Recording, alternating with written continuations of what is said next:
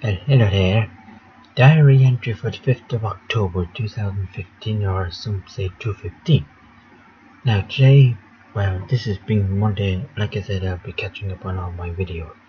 So today being the 5th of October, on a Monday, normally I would, as I say, or as I said in the past, I stay up as part of my weekly ritual, whereby I stay up for 24 hours to a certain degree of course, or whatever. Like after my sister would stay up and go to bed the following morning. But as today was different, I went to bed last night around, well, this morning, Monday morning around 1 or 2 I think it was. So I would have got my ample hour of sleep. Now, but that said, I was due to head down to Tipperary with my dad to go and get the letter sorted in relation to my citizenship. So, as reported, Dad was getting a bit anxious in terms of getting the letter sent down because of the on post strike, which is our Irish postal system. So as reported, I headed to bed instead and got up at 10 a.m. Technically 9:35, just to make sure I got dressed, my shaving, etc. But as it happens, at 9:34 a.m. I had my diarrhea episode, as I like to call it these days. So there's nothing I could do there. So we then headed off around 10 a.m., 10:01 or whatever, and then we headed on down to Rosanna Road, which is where the Department of Justice and Equality is located, well, citizenship section in this case, is located in Tipperary Town, County Tipperary. So here we're looking for this infamous place, the good old, and of course my good old Android came to our aid. Now what I mean by that is, we arrived in Tipperary Town, and I was saving battery because the battery's not the best these days, so I had yanked out the battery just to make sure it wasn't being used. So when we reached Tipperary Town, I quickly turned on the phone itself, and I just located the actual road, Rosanna Road, using Google Maps.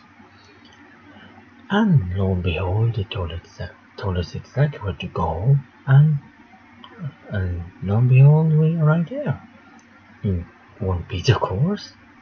Thanks be to all, or touch wood, as to say. So we dropped in the letter, and the person at the the desk, reception, if you want to call him, he looked more like the type who actually brings up letters. Like, what it is, in some companies they only look after letters within the company, and this is what this type of guy was doing. So he looked at the letter just to make sure it was in the right place or the right building, and he took it off and said, yep, that's the problem.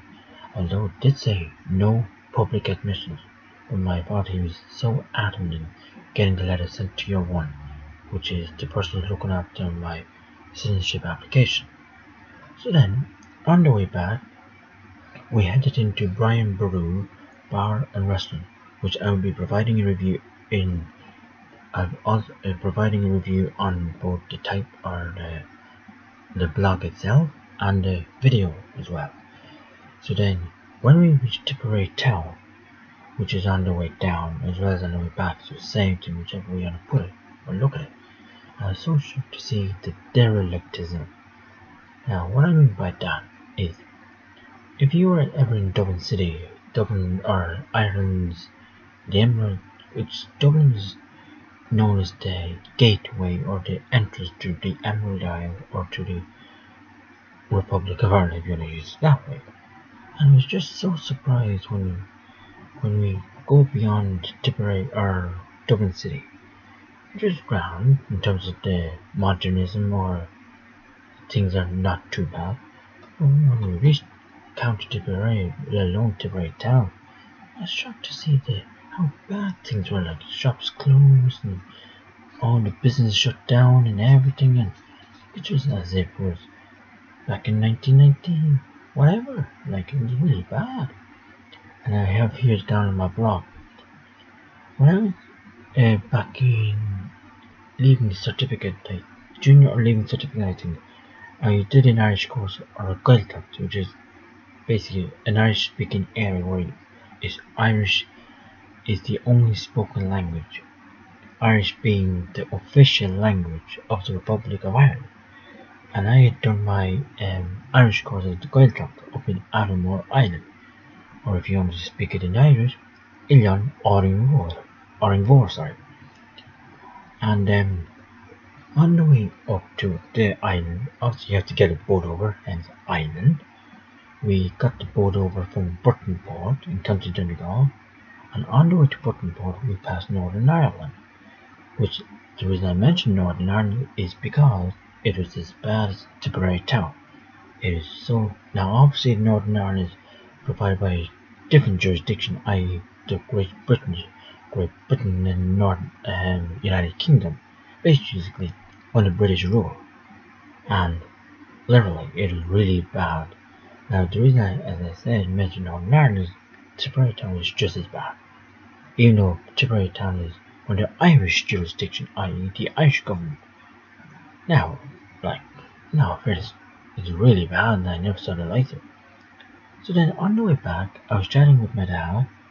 Obviously he was doing the driving, and there was we had plenty to chat about, from politics, as in why Fine Gael, which FG stands for Fine Gael, which is an Irish political party, keeps repeating, and it really bothers me. I said this to a mate of mine not too long ago on his Facebook. It brought this country to its knees. Now what I mean by that is, the previous government comprised of Fianna Fáil and the Green Party before the general election back in 2011, and it is really bad in turn, or it brought the country to its knees, like banks went busting. Like, this is not a political broadcast or a political video log, it's about my diary and not about the party. But the reason I bring up this is because every time the Fine Gael or say something on TV, being interviewed or being in the Dáil, which is the Irish Parliament, Houses of Parliament, indicating who is the head of the government or the Taoiseach of the country, i.e. the leader of Fine Gael, say Fianna Fáil brought this country to its knees, or when they're making an argument against something. So for example, if what do you call him, what's his name, Micheál Martin, who's the Fianna Fáil leader currently, says something against, he's obviously now the opposition party, and if he says something that Fine Gael that Fianna Fáil don't like, or Fine Gael are doing, what he says, or what the Fine Gael crowd do, say, Abby, you're the one who brought this country to its knees, you're the one who brought this, so we've had to do this and that. Like, it gets a bit tiring, don't you, thinking of it. It's like, move on. Okay, we know Fianna Fáil brought the country to its knees. Granted, we sadly had to accept it. We obviously had no say in it, but we have to accept it now.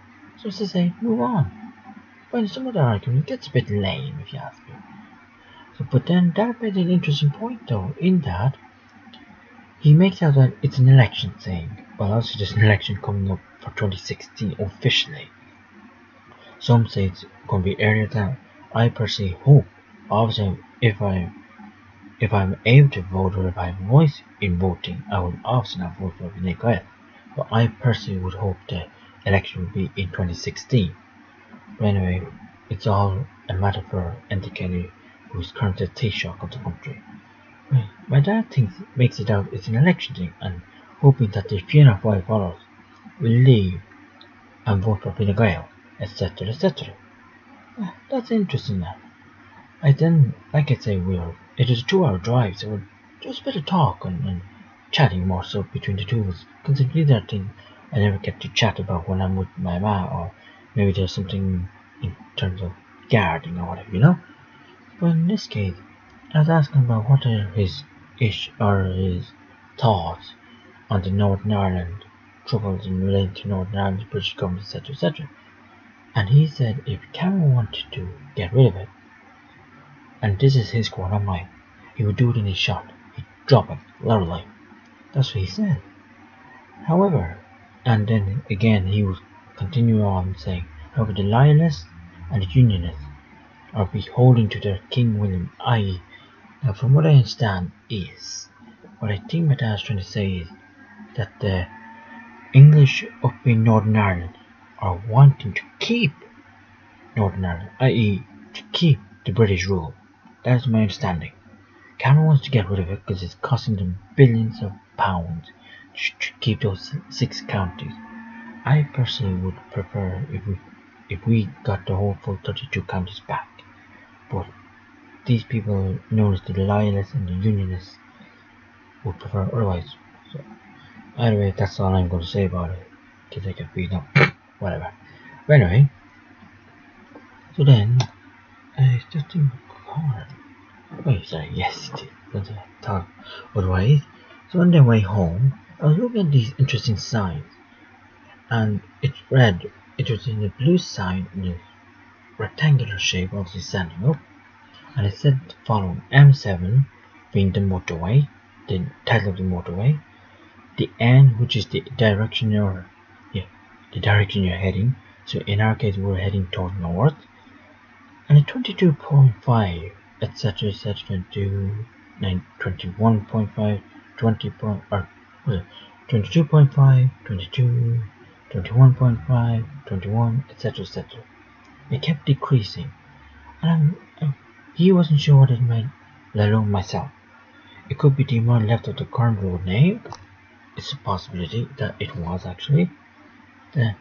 So then I found out, how were you? And then I googled it, and no, nothing came up. So it looks as though it could be the length of how much is left of the current road. Like we went from the M7, I think, onto the M. No, it couldn't be the M8. Oh, well, whatever the road that gets on. Oh, the M50, for example, is a good example. When we got off the M7 onto the M50, the M50 started with M50 going west, or east, sorry, because where I live is near the seaside, almost. That'd be the E then, so M50E, and then it's actually started with 77.5, and then it get lower and lower. And also we had to exit out much earlier than, whatever, 2 or 1, because we don't live at the very top of the M50. So then we exit out at Ballymun, which is exit 4, I think, or whatever. So then, on the way home, which is continuously continuing to our journey, the radio was on, and there was a segment that caught my eye on the Ray Darcy show. In that, one person, who I think was a woman, yes, was telling erotic stories. And then she said the following, and I quote. So she would say, "Oh, my name is so-and-so, I would do this, I would do that, we were in the garage, etc., etc." And then she said the following, and I quote, "I ripped the tracksuit bottoms off." And then I began to get aroused, which is interesting, meaning you have to use your imagination when it comes to these erotic stories, or some people call it erotica. So, I have here, oh, that's the contact me phone, so I'll send you a link in the description down below. And for contact me, which basically again, like, just if you wish to leave any feedback or whatever. So listen, I'm going to leave it at that, and I shall see you soon again for the next day, which is Diary October 6th. Till then, Jabel.